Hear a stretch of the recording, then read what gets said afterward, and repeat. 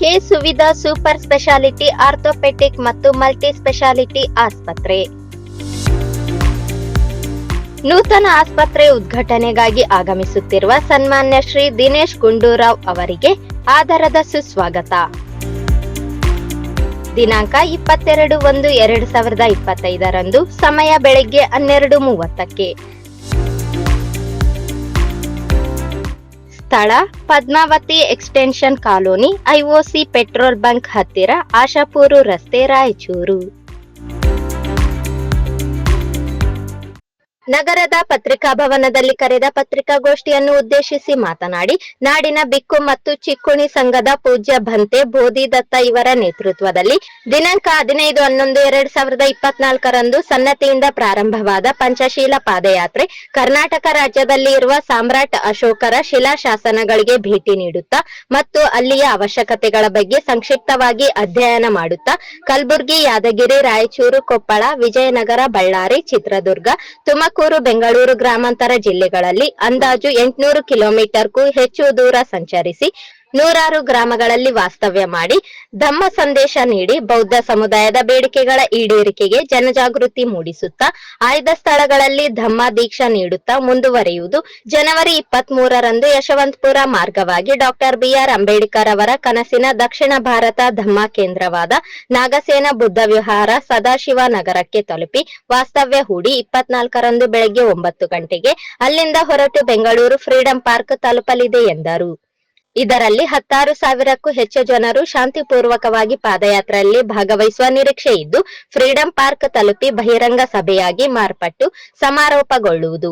ಈ ಅಂತಿಮ ಘಟ್ಟದ ಪಾದಯಾತ್ರೆಯಲ್ಲಿ ಕರ್ನಾಟಕ ರಾಜ್ಯದ ಸಮಸ್ತ ಚಿಕ್ಕು ಸಂಘ, ಬೌದ್ಧ ಸಂಘ ಸಂಸ್ಥೆಗಳು, ಎಲ್ಲಾ ದಲಿತ ಸಂಘರ್ಷ ಸಮಿತಿಗಳ ರಾಜ್ಯ ಸಂಚಾಲಕರು, ಮುಖಂಡರು, ನೌಕರರು, ವಿದ್ಯಾರ್ಥಿ, ಯುವಜನರು, ಕಾರ್ಮಿಕರು ಮತ್ತು ಪ್ರಗತಿಪರ ಚಿಂತಕರು ಭಾಗವಹಿಸುವರು. ರಾಯಚೂರು ಜಿಲ್ಲೆಯಿಂದ 500ಕ್ಕೂ ಹೆಚ್ಚು ಜನ ಸಮಾರೋಪ ಸಮಾರಂಭದಲ್ಲಿ ಪಾಲ್ಗೊಳ್ಳಲಿದ್ದಾರೆ ಎಂದರು. ಬಹಿರಂಗ ಸಭೆಯಲ್ಲಿ ಬೌದ್ಧ ಸಮುದಾಯದ ವಿವಿಧ ಬೇಡಿಕೆಗಳ ಈಡೇರಿಕೆಗಾಗಿ ಒತ್ತಾಯಿಸಿ ನೀಡಲು ಉದ್ದೇಶಿಸಿರುವ ಮನವಿ ಪತ್ರವನ್ನು ಸ್ವಯಂ ಮುಖ್ಯಮಂತ್ರಿ ಸಿದ್ದರಾಮಯ್ಯನವರು ಸ್ವೀಕರಿಸಲಿದ್ದಾರೆ. ನಂತರ ಈ ಕುರಿತು ಸರ್ಕಾರ ತನ್ನ ಸ್ಪಷ್ಟವಾದ ನಿಲುವನ್ನು ಪ್ರಕಟಿಸಲು ಗೌರವಪೂರ್ವಕವಾಗಿ ಕೋರುತ್ತೇವೆ ಎಂದು ತಿಳಿಸಿದರು. ಸರ್ಕಾರಕ್ಕೆ ಸಲ್ಲಿಸುವ ಬೌದ್ಧ ಸಮುದಾಯದ ಬೇಡಿಕೆಗಳು: ಬೌದ್ಧ ಐತಿಹಾಸಿಕ ಕ್ಷೇತ್ರ ಸನ್ನತಿ ಅಭಿವೃದ್ಧಿ ಮಂಡಳಿ ಪೂರ್ಣ ಪ್ರಮಾಣದಲ್ಲಿ ರಚಿಸಿ ಸನ್ನತಿ ಅಭಿವೃದ್ಧಿ ಪ್ರಾಧಿಕಾರದ ಯೋಜನೆಯನ್ನು ಆಂಧ್ರದ ಬುದ್ಧವನ ಮಾದರಿಯಲ್ಲಿ ಕನಿಷ್ಠ 200 ಎಕರೆ ಪ್ರದೇಶದಲ್ಲಿ ಜಾಗತಿಕ ಮಟ್ಟದಲ್ಲಿ ಅಭಿವೃದ್ಧಿಪಡಿಸಿ ಸನ್ನತಿಯನ್ನು 7 ಸ್ಟಾರ್ ಪ್ರವಾಸಿ ತಾಣವನ್ನಾಗಿ ಅಭಿವೃದ್ಧಿ ಮಾಡಬೇಕು. ಪರಿಶಿಷ್ಟ ಜಾತಿಯ ಬೌದ್ಧರ ಸಾಮಾಜಿಕ ಆರ್ಥಿಕ ಅಭಿವೃದ್ಧಿಗಾಗಿ ಕರ್ನಾಟಕ ಬೌದ್ಧ ಅಭಿವೃದ್ಧಿ ನಿಗಮ ಸ್ಥಾಪನೆ ಮಾಡಬೇಕು. ಬೌದ್ಧರ ಸರ್ವಾಂಗೀಣ ಅಭಿವೃದ್ಧಿ ಹಾಗೂ ಬೌದ್ಧ ಕ್ಷೇತ್ರಗಳ ಅಭಿವೃದ್ಧಿಗಾಗಿ ಕನಿಷ್ಠ 1,000 ಕೋಟಿ ಅನುದಾನ ಈ ಬಜೆಟ್ನಲ್ಲಿ ಒದಗಿಸಬೇಕು.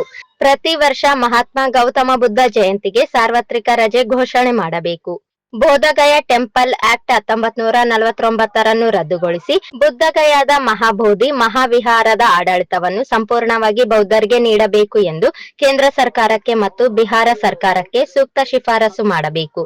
ಕರ್ನಾಟಕ ಸರ್ಕಾರ ಪ್ರತಿ ವರ್ಷ ಫೆಬ್ರವರಿ 12ರಂದು ಸಾಮ್ರಾಟ್ ಅಶೋಕ ಸನ್ನತಿ ಉತ್ಸವವನ್ನು ಸರ್ಕಾರದ ವತಿಯಿಂದ ಆಚರಣೆ ಮಾಡಬೇಕು ಸೇರಿದಂತೆ 16 ಬೇಡಿಕೆಗಳ ಮನವಿಯನ್ನು ಮುಖ್ಯಮಂತ್ರಿಯವರಿಗೆ ನೀಡಲಾಗುವುದು ಎಂದರು.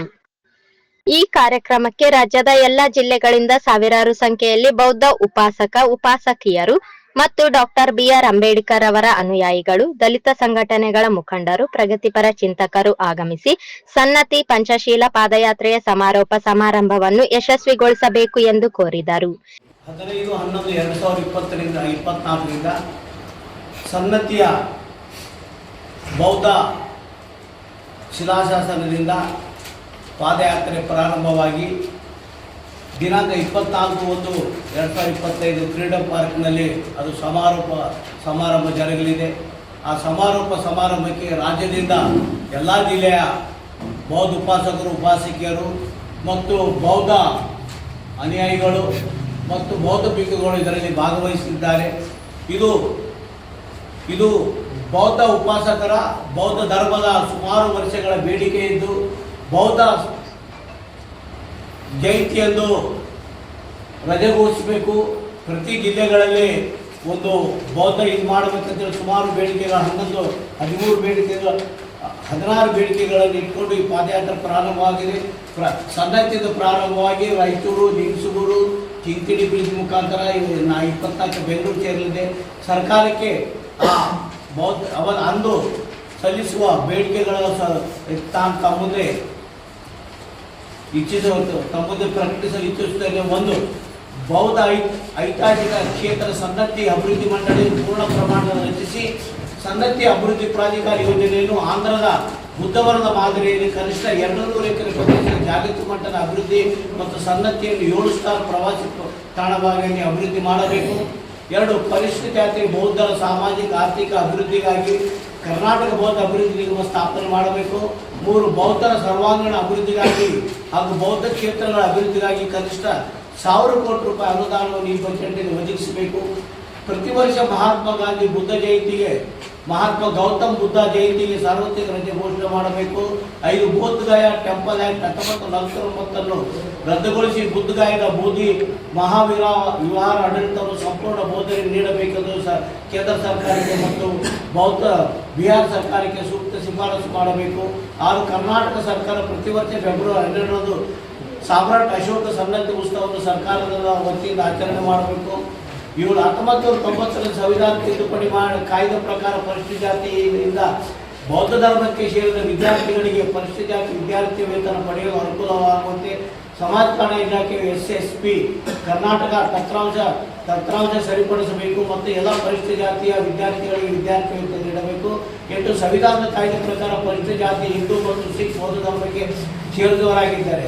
ಆದರೆ ಕರ್ನಾಟಕ ಸರ್ಕಾರ ಕಂದಾಯ ಇಲಾಖೆ ನೀಡುವ ಜಾತಿ ಪ್ರಮಾಣ ಪತ್ರ ನಮೂನೆಯನ್ನು ಯಾವುದೇ ಧರ್ಮ ನಮೂದು ಮಾಡದೆ ಸಂವಿಧಾನ ನಿಯಮವನ್ನು ಉಲ್ಲಂಘನೆ ಮಾಡಬೇಕು. ಕೂಡಲೇ ಸಂವಿಧಾನ ಕಾಯ್ದೆ ಪ್ರಕಾರ ಜಾತಿ ಪ್ರಮಾಣ ಪತ್ರ 1ರಲ್ಲಿ ಧರ್ಮದ ಉಲ್ಲೇಖ ಮಾಡುವಂತೆ ಮಾರ್ಪಾಡು ಮಾಡಬೇಕು. ವಿದ್ಯಾರ್ಥಿ ಅಭ್ಯರ್ಥಿಗಳಿಗೆ ಜಾತಿ ದೃಢೀಕರಣ ಸಂದರ್ಭದಲ್ಲಿ ತಿರಸ್ಕಾರ ಮಾಡುತ್ತಿದೆ. ಕೂಡಲೇ ಸಮಾಜ ಕಲ್ಯಾಣ ಇಲಾಖೆ ಸ್ಪಷ್ಟೀಕರಣ ನೀಡಿ ಆದೇಶ ಹೊರಡಿಸಿ ನಾವು ಬೌದ್ಧರನ್ನು ಪರಿಶಿಷ್ಟ ಜಾತಿ ಎಂದು ಪರಿಗಣಿಸಬೇಕು. 10, ಧಾರ್ಮಿಕ ಅಲ್ಪಸಂಖ್ಯಾತರ 2A ಪ್ರಮಾಣ ಪತ್ರ ಪಡೆದ ಬೌದ್ಧರ ಅಭಿವೃದ್ಧಿಗಾಗಿ ಕರ್ನಾಟಕ ರಾಜ್ಯ ಅಲ್ಪಸಂಖ್ಯಾತರ ಕಲ್ಯಾಣ ಇಲಾಖೆ ವಿವಿಧ ಯೋಜನೆಗಳು ಬೌದ್ಧ ಧರ್ಮೀಯರಿಗೆ ಪ್ರತ್ಯೇಕ ಗುರಿ ನಿಗದಿಪಡಿಸಬೇಕು. ಈ ಸಂದರ್ಭದಲ್ಲಿ M R Beri, R Ravikumar, R Thimmareddy, R Basavaraj, Narasimhalu Marchattal, Srinivas Marchal, Venkatesh Aroli, Yallappa Bommanala ಸೇರಿದಂತೆ ಇತರರಿದ್ದರು.